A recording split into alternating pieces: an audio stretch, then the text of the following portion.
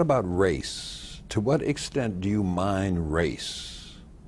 That is, to what extent does race inform both who you are and what you do and how you write? Well, you know, I read a book recently, I forget the name of it right now.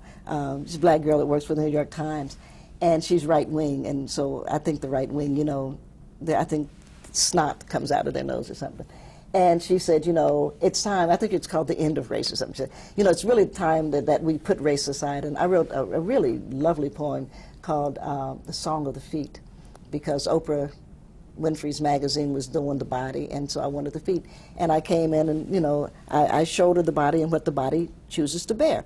And the last line said, I am a black woman, right? Which is what the black woman, what did Zora Neale Hurston said, black woman is the nigger of the earth, right? And so it was very interesting. I didn't want to deal with what Zora said in that way, but I wanted to deal with the fact that when it all comes down to it, this is the black woman, because everybody stands on our shoulders, right? And she was bitching and moaning like, Nikki ought to let race go. How do you let race go? And why would I not celebrate that aspect? Because it's a wonderful thing. I mean, when your feet hurt, your whole body's...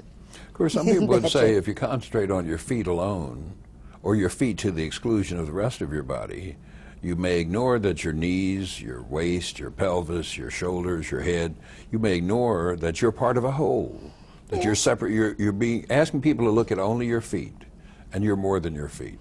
Well, you might be, but... And I'm not might, you clearly are. I'm just, and I'm not, I just know that if you, if I may, wear good flat shoes, your chances of keeping your knees and your pelvis, you know, if your feet are all right, your chances of the rest of your body being all right, because you'll stand straight, because you'll breathe better. And so what we're going to do is not say, you know, well, for God's sake, I mean, if you're having rotten teeth, you should have them fixed. Don't say, well, my feet are okay, doesn't matter about my teeth. But you're going to start with the bottom.